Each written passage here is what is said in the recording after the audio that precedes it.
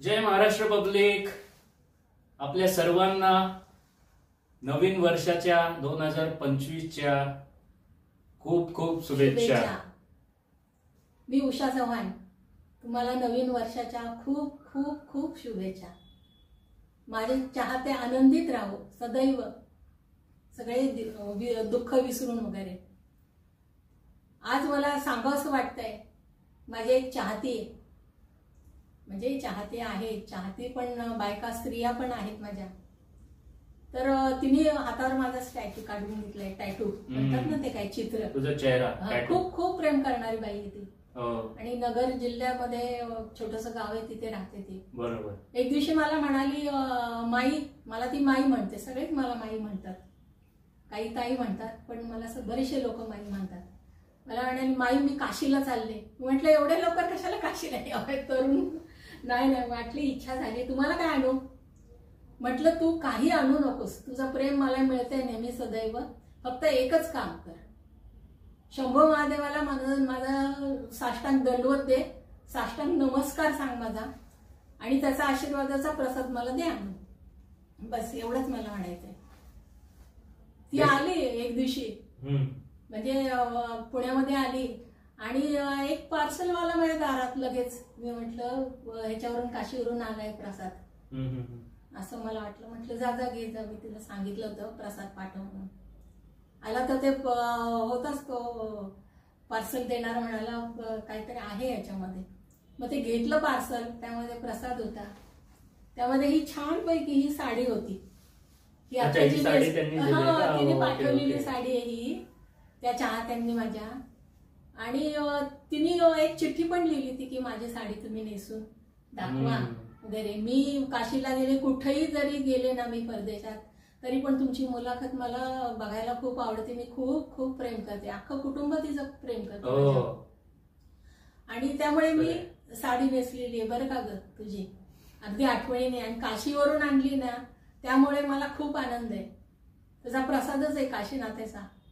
तर ती मला एक प्रश्न टाकला तिने.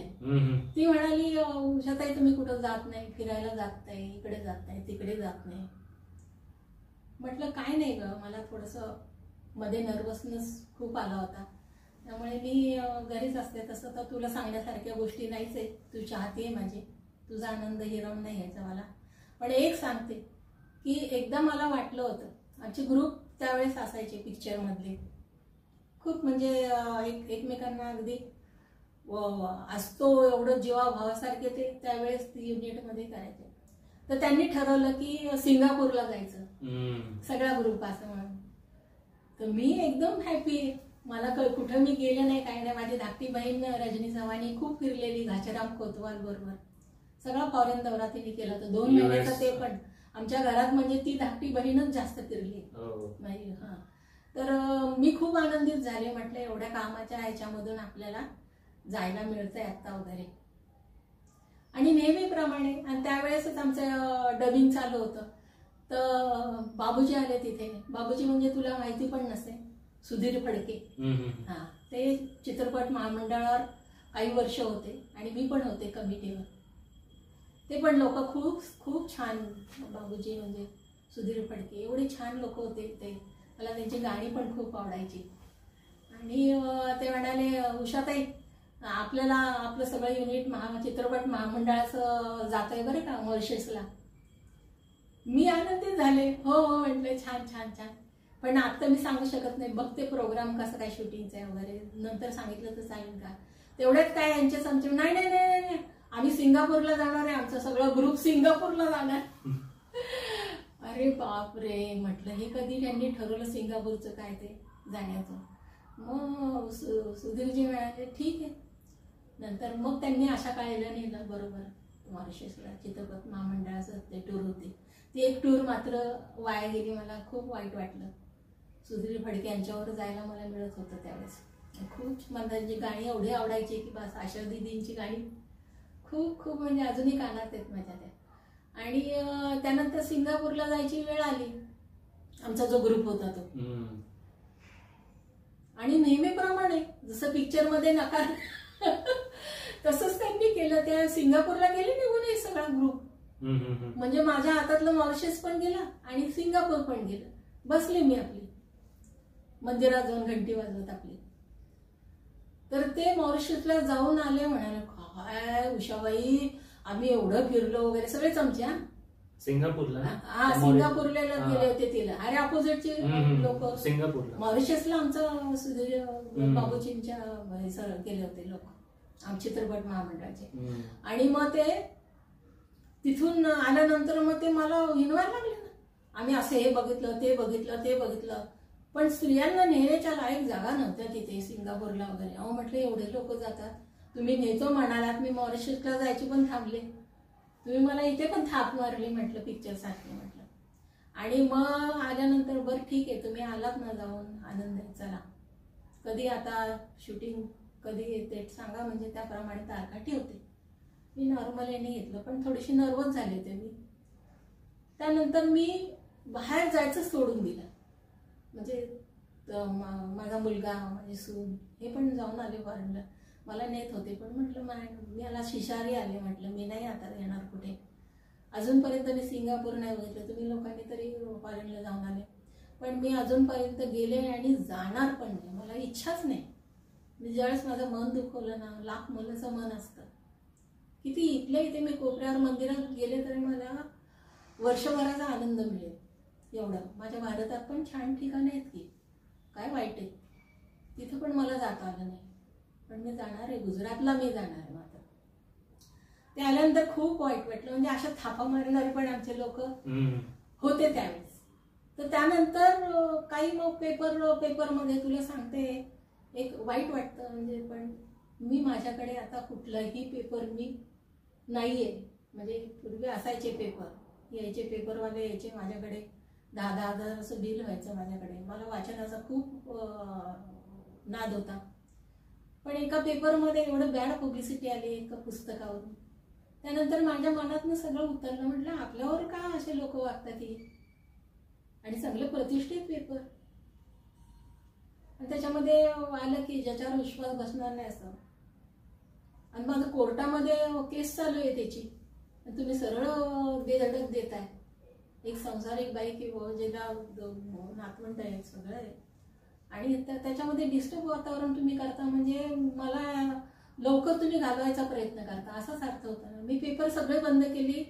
रोहन, अजूनपर्यंत कुठलाही पेपरवाला माझ्याकडे येत नाही, मी पेपर घेत नाही. तुम्ही लोक बघता मोबाईलवर किंवा म्हणजे ते बहिणीचे मिस्टर त्यांना विचारते की काय आलंय का, बातम्या आल्या का, कशाच्या काय ते. नाही तर बातम्या बघायचा मला खूप शौक आहे, मी टीव्हीवर बातम्या बघत असते. त्यानंतर मी कुठला पेपर घेतला नाही. म्हणजे मानसिक दृष्ट्या आहे ना, खच्चीकरण आहे ना, हे या लोकांच्या रक्तात भिनलेलं आहे. काही लोकांच्या अर्थात असं होते, काय लोक गेले पण वरती पण गेले, त्यांना परमेश्वरांनी धडा दिला. काही लोक तुला सांगते स्ट्रगल करण्यामध्ये, एवढे त्रास देण्यामध्ये असे लोक होते. समाजसेवक होते, आमदार नामदार होते, मंत्री होते, परत बाकीचे कलाकार पण होते, मोठी मोठी धिंड. अशी काय मी तुम्हाला कुठं दिसले नाही ना फंक्शनला वगैरे, तर सगळं मला डॉमिनेट केलं होतं आणि सगळं असं कंपाऊंड घातलं होतं माझ्या बाजूला सगळ्या. आणि मला आता त्याचं काय वाटत नाही. हाती गेला आणि शेवकूट राहिलं. आता कोणी माझा सत्कार करावा किंवा कोणी माझं वाहवा करावी, मला काही नाही. मला फक्त चाहते माझी शेवटपर्यंत ते प्रेम आहे. बाजारात प्रेम विकत मिळत नाही, जे मला मिळालंय ते फुकट मला मिळालेले, अर्थात माझ्या सरस्वतीमुळे, माझ्या कलेमुळे मला मिळाले. पण मी ह्या गोष्टी टाळल्या. मी कुठेही काही जात नाही फिरायला, कुठं काही नाही. पण ती काशीला जाऊन आली तर मला ते तिने प्रश्न तो छेडला, म्हणून मला आज बोलू असं वाटलं की मी का जात नाही बाहेर. मी फक्त एक जागा घेतली फार्म हाऊस करता, डोंगर घेतलाय, तिथे काय सोयी नाही काय नाही, पण तिथे एक टपरी बांधली. तिथे जाऊन मानसिक त्रास झाला की जाऊन ध्यानस्थ बसते. एक 4 तास बसले ना, या आठवड्यावरचा ऑक्सिजन मला मिळतो, येते निघून. आठवड्याला 2 वेळा जाते.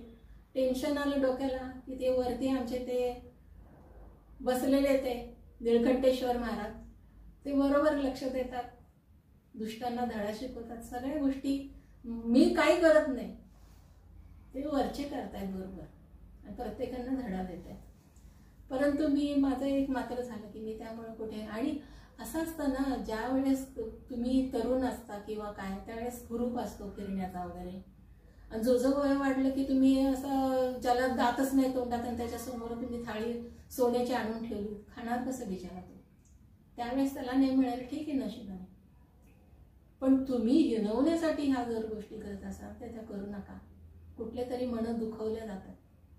तुम्ही हसण्याचं प्रेम द्या ना, हसत बसा. हसण्याने काय तब्येत चांगली राहते. माणूस दुसरा पण हसला तर तो आपण पण त्याचं घेतो, हसतो.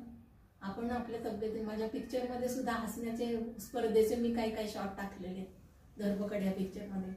तर सांगायचं तात्पर्य काय की अशा काही गोष्टी असतात नर्वस.